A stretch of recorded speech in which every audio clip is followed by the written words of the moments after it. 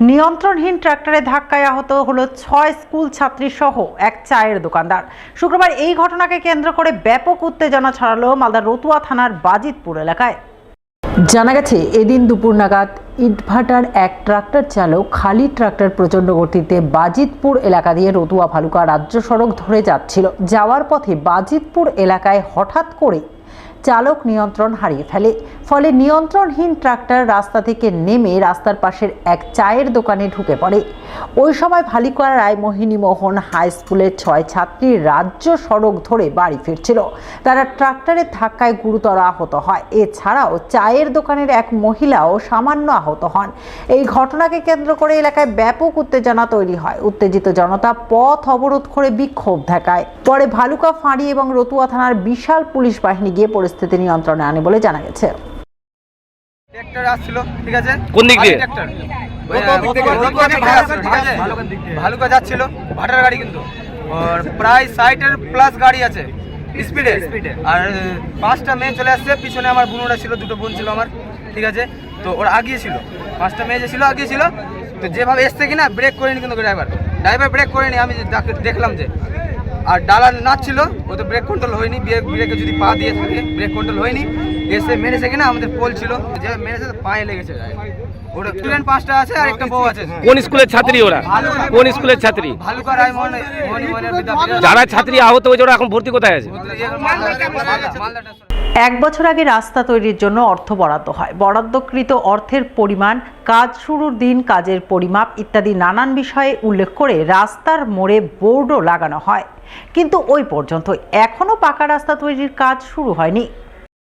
জানিয়ে ক্ষোভে ফুঁসছেন মালদার বামনগোলা ব্লকের মদনাবতী গ্রাম পঞ্চায়েতের গুপিডাঙ্গা এলাকার বাসিন্দারা। এলাকাবাসীর অভিযোগ, ফরিদপুর থেকে গুপিডাঙ্গা এসএসকে পর্যন্ত প্রায় 1 কিলোমিটার রাস্তা বহু বছর ধরে বেহাল অবস্থায় রয়েছে। রাস্তায় চলাচল করা দুষ্কর হয়ে পড়েছে। এলাকার সাধারণ মানুষ থেকে শুরু করে ছাত্রছাত্রীরা প্রতিনিয়ত সমস্যায় পড়ছে। অসুস্থ রোগীদের হাসপাতালে নিয়ে যেতে কালঘাম ছুটছে। এই রাস্তায় এত দুরবস্থা যে বলা যায় না। আগে তাও যে প্লেন বালকা মাটি ছিল, সুন্দর ছিল, আসা যেত। ইদানিং এমন পরিস্থিতি যে এক পা হাঁটা যায় না, সাইকেল তো দূরের কথা, চটিগুলো খুলে হাতে নিয়ে পেরোতে হয়। আর দেখলাম তো শিলান্যাস করা হলো যে এই রাস্তা হবে, দাঁড়িয়ে থাকতে থাকতে শিলান্যাস, এখন তো দেখছি শুয়ে পড়ছে। প্রচন্ড সমস্যা, এগুলো কাজ করাই দরকার। এই পরিস্থিতিতে প্রায় 1 বছর আগে ব্লক প্রশাসনের তরফে রাস্তা তৈরির উদ্যোগ গ্রহণ করা হয়। 100 দিনের কাজের প্রকল্প থেকে প্রায় 34 লক্ষ টাকা বরাদ্দ হয়। সেই মতো বোর্ড লাগিয়ে কাজ শুরু হয়, কিন্তু শুধুমাত্র রাস্তার মাটি কাটার পর হঠাৎ করেই কাজ বন্ধ হয়ে যায়। কয়েক মাস যেতে না যেতেই রাস্তার মোড়ে লাগানো বোর্ড কেউ বা কারা ভেঙে দেয়। ফলে রাস্তা তৈরির কাজ বর্তমানে বীজ বাঁও জলে। বরাদ্দকৃত অর্থ কোথায় গেল কিছুই বুঝতে পারছেন না গ্রামবাসীরা। তারা চান দ্রুত রাস্তা তৈরির ব্যাপারে প্রশাসন প্রয়োজনীয় পদক্ষেপ গ্রহণ করুক। আমাদের রাস্তার যা দুর্ভোগ, বর্ষার সময় তো চলাফেরা একবারও অসুবিধা। আমাদের রাস্তাটা কিন্তু খুবই চালু, এই 2 নাম্বার থেকেও। আর 1 নাম্বারে আমাদের কয়েক পাড়ার লোকজন চলাফেরা করে, তার সঙ্গে ছাত্ররা স্কুল যাওয়া আসা করছে, প্রাইভেট যাচ্ছে, স্কুল যাচ্ছে। বর্ষার সময় ওদের চলাফেরা খুবই অসুবিধা হয়। আমরা তো চাইছি রাস্তা ভালো হওয়ার, সুরা হলে পাকা, যে পিচ ঢালাই হোক কিংবা সিমেন্ট ঢালাই হোক, যেটা হোক, একটু রাস্তাটা পাকা হলে ভালো হয়। যাচ্ছি আমরা ফরিদপুর মোড় হইতে বেলডাঙ্গা এসএসকে স্কুল পর্যন্ত 1.5 বছর ধরে, গুপিডাঙ্গা এসএসকে স্কুল পর্যন্ত 1.5 বছর ধরে যে রাস্তার কাজ বাকি আছে, সেটা আজ পর্যন্ত এখনো সমাধান হয়নি।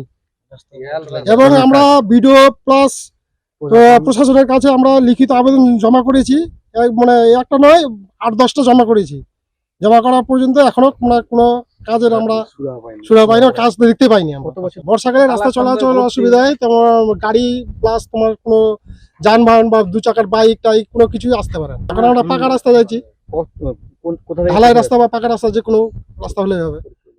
এই বিষয়ে বামনগোলা ব্লকের বিডিও রাজু কুন্ডুকে ধরা হলে তিনি বলেন, মদনাবতী গ্রাম পঞ্চায়েতের ফরিদপুর থেকে গুপিডাঙ্গা পর্যন্ত রাস্তাটি তৈরির জন্য তারা উদ্যোগ গ্রহণ করেছিলেন। সেই মতো রাস্তার কাজও শুরু হয়েছিল, কিন্তু হঠাৎ করে 100 দিনের কাজের ফান্ড আসা বন্ধ হয়ে যাওয়ার কারণে রাস্তার কাজ অসম্পূর্ণ অবস্থায় পড়ে রয়েছে।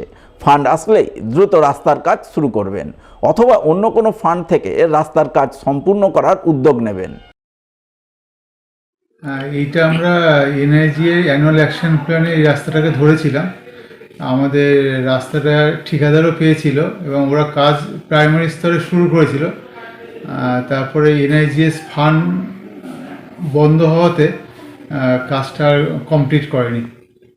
এখন রাস্তাটা তো ওই কন্ডিশনেই আছে।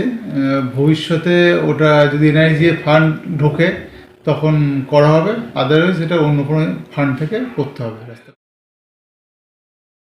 হাই স্কুলে একদিকে চলছে ক্লাস, অন্যদিকে হাই স্কুলে অ্যাটাচ প্রাথমিক বিদ্যালয়ে তার স্বরে মাইক বাজিয়ে চলল পঠন উৎসব, যার জেরে পঠন পাঠনে চরম বিঘ্ন ঘটল হাই স্কুলের পড়ুয়াদের।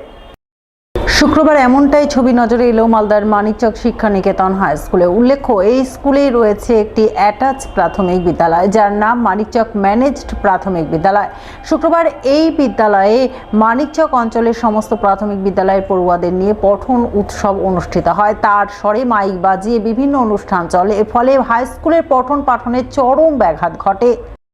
অসুবিধা হচ্ছে একটু, মানে ছাত্রছাত্রীরা প্রথম থেকেই বলতে চাইছে যে আমরা শুনতে পাচ্ছি না স্যার, আর এই আওয়াজে কি পড়ানো সম্ভব এটা তো আপনারাই বুঝতেই পারছেন। ছাত্রছাত্রীর কাছে জিজ্ঞাসা করলে আরও ভালো হবে আমার মনে হয়। ফার্স্ট পিরিয়ড আরম্ভ হওয়ার কিছুক্ষণ পর থেকে প্রচুর সাউন্ড আসছে ক্লাসে, তার জন্য আমাদের স্যার বোঝাচ্ছে, বুঝতে অসুবিধা হচ্ছে। প্রায় সবার প্রথম পিরিয়ড থেকেই চলছে, অনেক অসুবিধা হচ্ছে। স্কুলে মাঠ থাকা সত্ত্বেও মাঠে পঠন উৎসব আয়োজন না করে স্কুল প্রাঙ্গণে পঠন উৎসব আয়োজনে চরম ক্ষোভ প্রকাশ করেন মানিকচক শিক্ষা নিকেতন হাই স্কুলের ভারপ্রাপ্ত প্রধান শিক্ষক সুব্রত প্রামাণিক। তিনি জানান, স্কুল প্রাঙ্গণে পঠন উৎসব আয়োজনের ফলে তাদের স্কুলের ছাত্রছাত্রীদের ক্লাস করানো সম্ভবপর হয়নি। তার স্বরে মাইক বাজানোর ফলে ক্লাসে ব্যাঘাত ঘটেছে।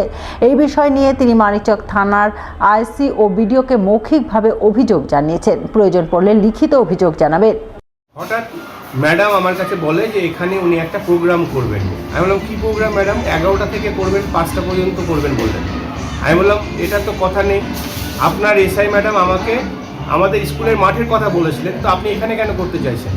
তো বলছে আমি জানি না, আমি মাঠ ফাট বুঝি না, আমি মাঠে যেতে পারবো না, আমি আমার মাঠই করবো। মানে আমাদের স্কুলের মাঠ মানে শিক্ষা নিকেতনের মাঠ এবং ম্যানেজের মাঠের মধ্যেই কম্বাইন মাঠ, এর মধ্যেই করব। আমাদের এখানে টিচাররা এবং বাচ্চারা আছে কোনো ক্লাস করতে পারছে না, ওদের অস্থির একটা পরিবেশ মাথার মধ্যে চলছে।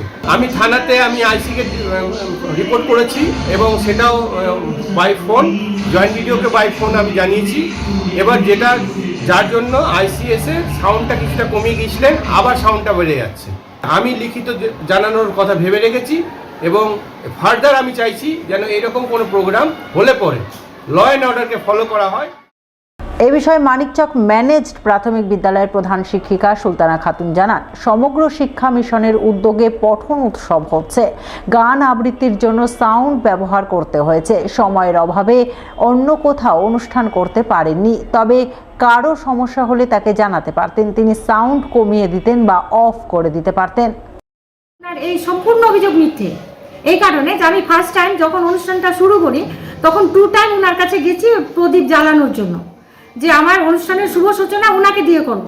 উনি আমার সাথে কোঅপারেট করেননি, উনি আসেননি আমার প্রোগ্রামে। এবং আমি যখন আমার একটা প্রোগ্রাম মানে কম্পিটিশন তো না, এটা বাচ্চাদের একটা প্রোগ্রাম, ঠিক আছে, এবং এখানে যেরকমই হোক একটা সার্কেল লেভেলে আমাকে বাচ্চাকে পাঠাতে হচ্ছে। তো একটা সাউন্ড ব্যবহার না করে একটা নৃত্য কখনোই পরিবেশন করা যায় না এবং আবৃত্তিও পরিবেশন করা যায় না। তো যদি উনাদের কোনো প্রবলেম হতো তাহলে উনি আমাকে এসে পার্সোনালিভাবে বলতেন যে একটু সাউন্ডটা ম্যাডাম কমিয়ে দেন। সেটা উনি কিন্তু বলেননি, এতগুলো টিচার সব সাক্ষী আছে। তাহলে কিন্তু যতটা সম্ভব আমি সাউন্ডটা অফও করে দিতে পারতাম।